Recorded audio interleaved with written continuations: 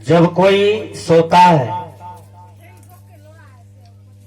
अचानक स्वप्न देखता है, तो स्वप्न में देखता है कि मैं राजा हो गया हूं, अमीर हो गया हूं और मैं जहाज पर बैठ करके दौड़ रहा हूं, कई फैक्ट्रियों का मालिक हूं, मेरे पास अपार संपत्ति है, पैसा है। वह स्वप्न में देखता है, लेकिन जब उसकी नींद खुलती है, नींद टूटती है, तो वह देखता है कि मैं ज्यों का त्यों हूं। सदगुरु कबीर कहते हैं, सपने सोया मानवा, यानी तुम स्वप्न में जो सपना देख रहा था वह हकीकत में नहीं था, वो डुप्लीकेट था, वो नकली था। उसी प्रकार यह संसार में हम स्वप्न देख रहे हैं। मेरे पास इतना जमीन है, इतना लाठी है, इतना फोर्स है, इतना पैसा है, ये सारे चीज हम लोग देखते हैं। और जैसे मौत का थपेरा लगता है, उस समय यह जीव को होश आता है। जब मौत का तमाचा लगता है, मौत का थपेरा लगता है, तब वह समय जीव चेतता है और कहता है मैं तो ठगा गया, सपना के तरह। और उस समय आंख से आंसू चलता है, क्योंकि उस समय उसके साथ में कुछ भी नहीं जाता है और कुछ भी काम नहीं आता है। सदगुरु कबीर एक जगह कहते हैं, सपने सोया मानवा, खोली जो देखे नैन। यह जीव जो है कई प्रकार के सपना में सोया हुआ रहता है। सपना जो होता है वह एक प्रकार की नहीं होता है, वह कई प्रकार का होता है। तो कोई सपना देखता है कि मैं अमीर बन जाऊं, कोई सपना देखता है कि मैं राजा बन जाऊं, कोई सपना देखता है कि मैं जमींदार बन जाऊं, कोई सपना देखता है कि मैं विद्वान बन जाऊं, कोई सपना देखता है कि मैं पहलवान बन जाऊं, कोई सपना देखता है कि मैं अच्छा गायक बन जाऊं, वक्ता बन जाऊं। तो ये नाना प्रकार की सपना है।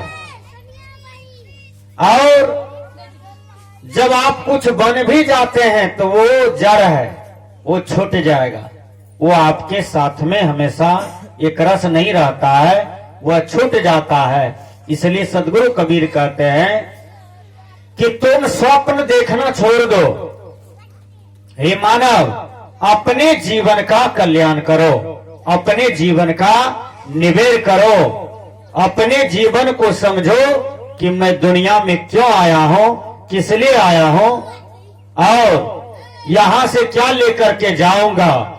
यही चीज आपको सत्संग बताता है, संत महापुरुष बताता है। देखिए, जब कोई आपके समाज में डेथ कर जाता है, मर जाता है, तो वहां मरे हुए व्यक्ति के पास आदमी रोता है, सखा परिजन, कर कुटुंब, परिवार सब रोते हैं। और जब रोते हैं तो मैं निवेदन करता हूं कि जब वो रोते हैं तो क्या वो रोते हुए आदमी के बगल में जो लाश है, मुर्दा है, क्या उसके साथ में कोई जाता है? कुछ भी जाता है? नहीं जाता है। अचानक वह लाश को देख करके, वह मुर्दा को देख करके एक बैराग उत्पन्न होता है आपको कि ये मुर्दा के साथ में कहीं कुछ नहीं है। जैसे मां की पेट से आया था खाली हाथ, उसी तरह से ये खाली हाथ आज दुनिया से चला गया।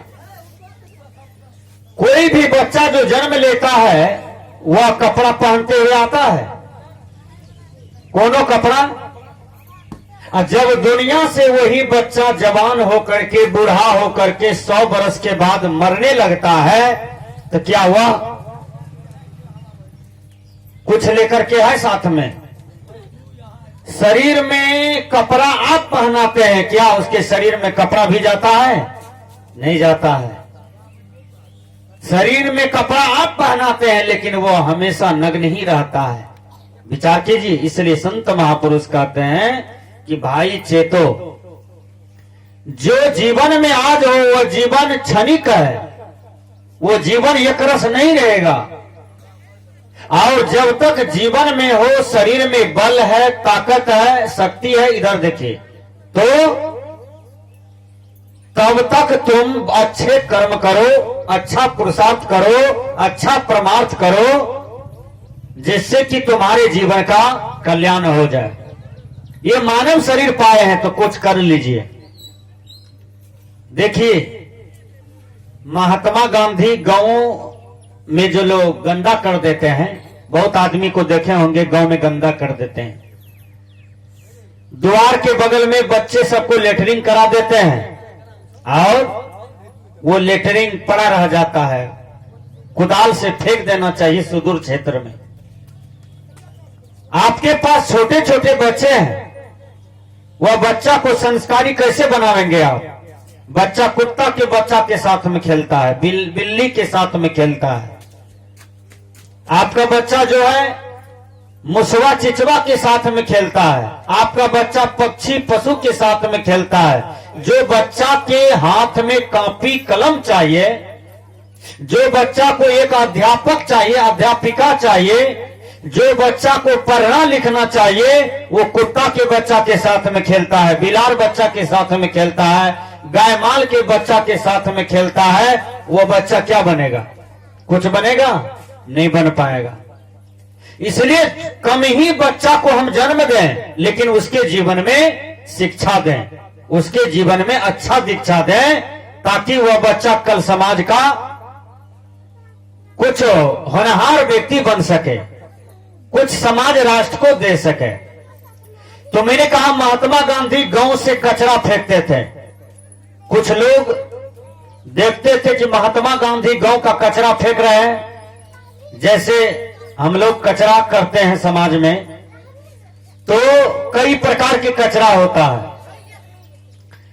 बहुत आदमी को पैखाना करने का भी ढंग नहीं है। वो खाते हैं, पीते हैं, पैसा कमाते हैं, मौज मस्ती करते हैं, लेकिन लेटरिंग करने का ढंग नहीं जानता है। वह घर के बगल में ही लेटरिंग कर देता है। वो कई प्रकार की जो कला होती है वो नहीं जानता है। पशुवत जीवन जीता है मनुष्य होकर के। ये आश्चर्य की विषय है। मैं बता देता हूं, हमने कल देखा एक गाय है और गाय उत्सुक होती है कि हमें पाल चाहिए। पाल, जैसे हम लोग गाय माल को पाल करवाते हैं, पाल दिलाते हैं। लेकिन जो गाय बच्चा को जन्म दी थी, वो बछड़ा था। वो बछड़ा जवान हो गया। अब जो बछड़ा जवान हो गया, वही जवान बछड़ा से पाल दिलवाता है उसी गौ को। जो गाय जन्म दिया है बछड़ा को, क्योंकि वो बछड़ा को बोध नहीं है कि ये मेरी मां है। देखिए, पशु को बोध है कि मेरी मां है, और वो अपनी मां को ही पाल कर दिया। विचार कीजिए। तो ये पशु का जीवन है, उसको बोध नहीं है। लेकिन हम आप तो मनुष्य हैं, हमको आपको तो बोध है। कुत्ता कहीं भी लेटरिंग कर देता है? गाय माल कहीं लेटरिंग कर देता है, पशु पक्षी कहीं लेटरिंग कर देता है, कहीं मूत्राशय कर देता है। लेकिन उसी तरह से हमारा भी जीवन रहे तो पशु मनुष्य में क्या अंतर रहा? बहुत आदमी देखते हैं कि लेटरिंग करने के लिए जाता है, लेटरिंग करने के लिए जाता है, और लेटरिंग से जब आता है तो उसको हाथ मांजने का भी लोड नहीं है, कला नहीं है। 3 बार साबुन से हाथ को मांजना चाहिए। विचार कीजिए। क्योंकि लेटरिंग, किसी का भी लेटरिंग हो, लेटरिंग में तेल का अंश होता है। जिस बाएं हाथ से आप लेटरिंग को साफ करते हैं, वो हाथ में तेल पकड़ लेता है। मिट्टी से भी साफ कीजिएगा तो वो तेल नहीं छूटेगा। इसलिए मिट्टी से जो आदमी लेटरिन हाथ को धोता है उसका हाथ अशुद्ध रह जाता है। विचार कीजिए, अपने हाथ को साबुन से धोइए, साबुन से सारे कीटाणु मल धुल जाता है, मिट जाता है। तो 3 बार हाथ को धोइए प्रतिदिन। अब जैसे सुबह जगते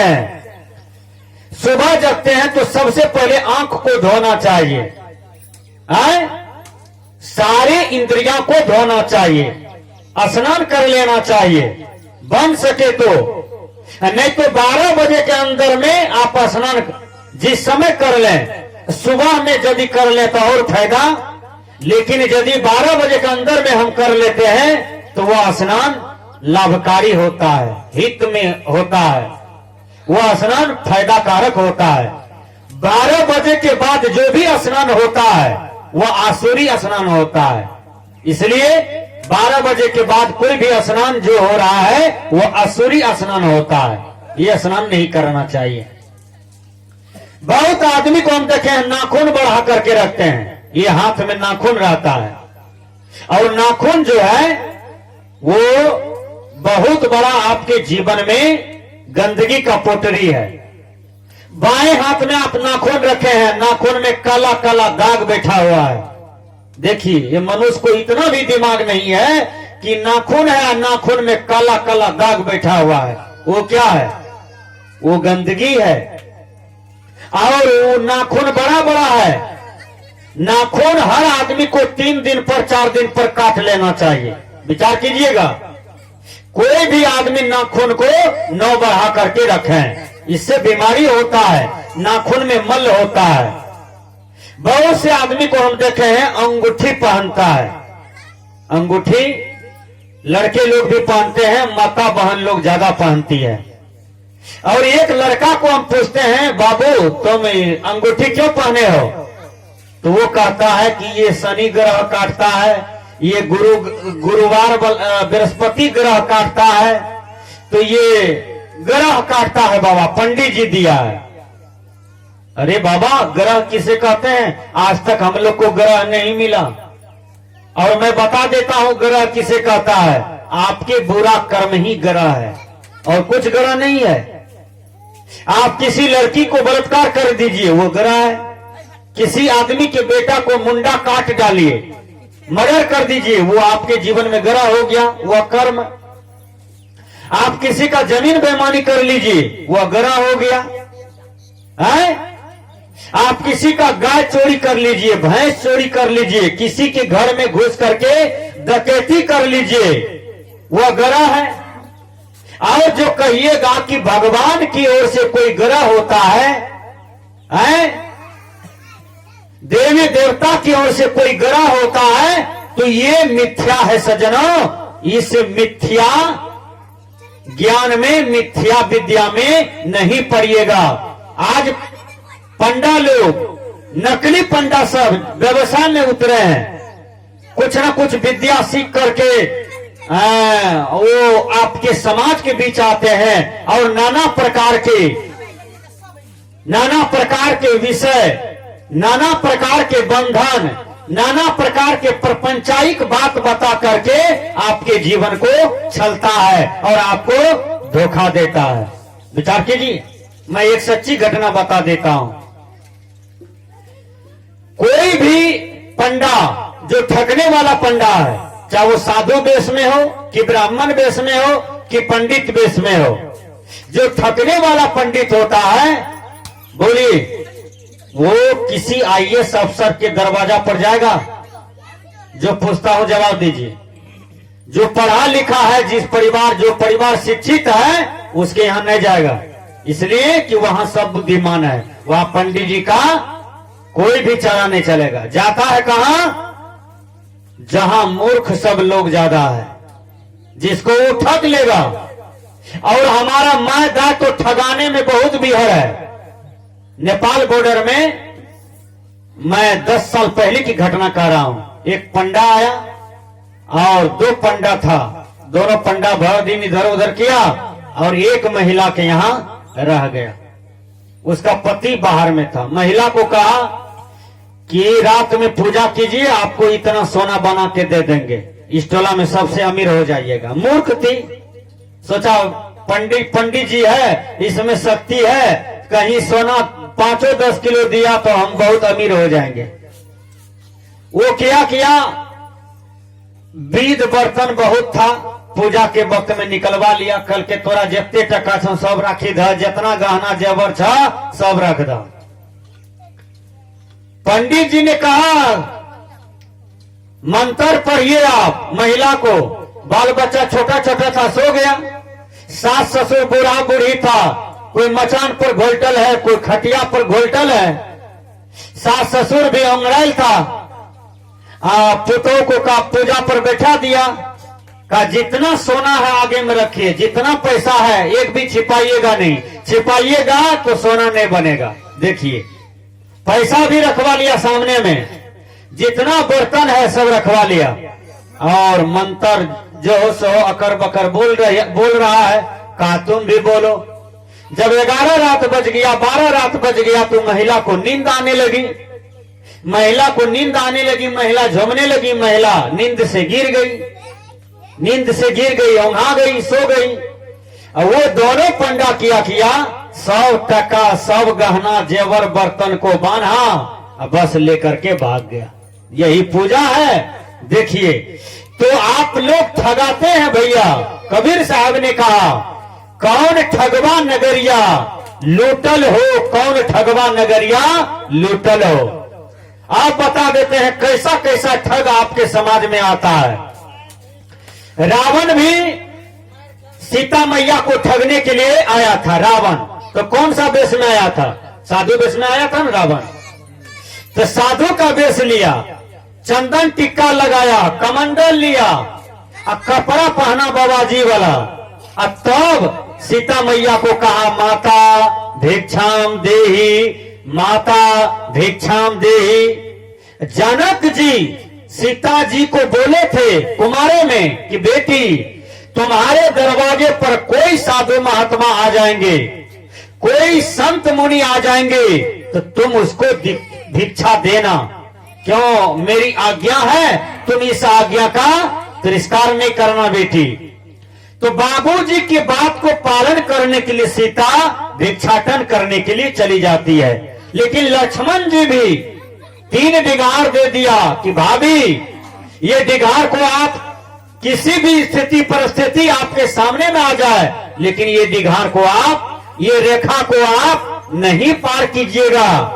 यदि पार कीजिएगा तो आपके जीवन में समस्या आ सकता है, आपके जीवन में दुख बजर सकता है। वहां लक्ष्मण रेखा को पार कर जाती है सीता। क्यों?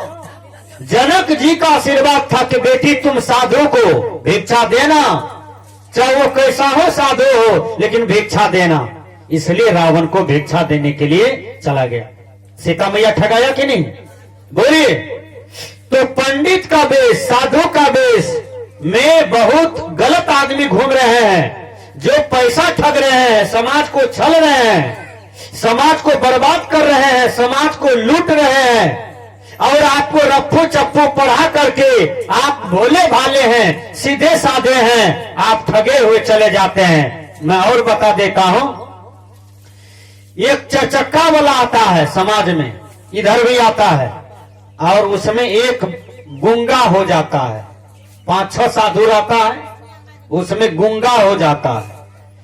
गूंगा वो नहीं बोलता है, वो 4-5 जो है उसके साथ में, वो क्या कहेगा? ये मेन बाबा है, यानी ये बाबा जो है हम लोग से भी श्रेष्ठ बाबा है और पहुंचा हुआ बाबा है। ये नहीं बोलता है, ये 12 बरस तपस्या कर रहा है, नहीं बोलेगा। और जब नहीं बोलता है तो ये तपस्या करता है, तो लोग सोचता है अरे बाप रे बाप, ये 12 वर्ष तक नहीं बोला है तो तपस्या किया है। ऐसे तपस्वी साधु जो मांगेगा हम देने के लिए तैयार हो जाते हैं। वो 4-5 ठो मिल करके कमाई करता है उसके साथ में, वो एक ठो को बोका बनाता है, गूंगा बना देता है, और कहता है 10,000 टका चाहिए, मंदिर बनवा रहे हैं, 25,000 चाहिए, जैसा पार्टी देखता है 5,000 चाहिए, 2,000 चाहिए, मंदिर बनवा रहे हैं। ये बाबा से आशीर्वाद लीजिए, जो कहेगा, जो लिख करके दे देगा, वो चीज आपको हो जाएगा।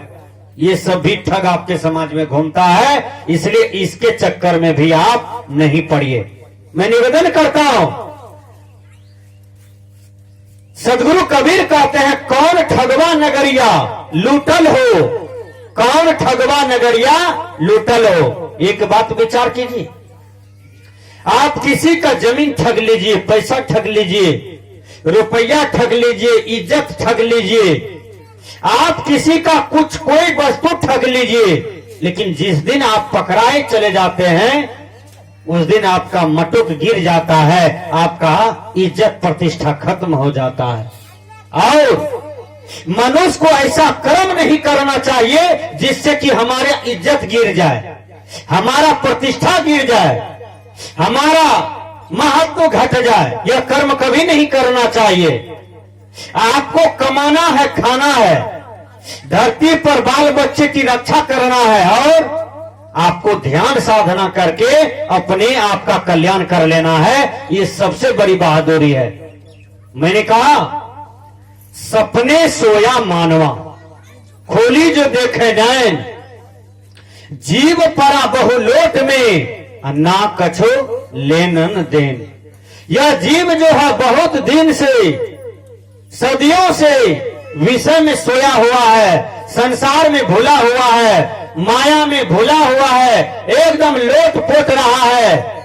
विचार कीजिए, जब मृत्यु का थपेरा लगता है तो ना कछु लेन न देन, वह उस अवस्था में आ जाता है, न तो संसार से कुछ लिया, न तो संसार को कुछ दे पाया। विचार कीजिए, और वह जीव रोते रोते यह दुनिया से चला जाता है।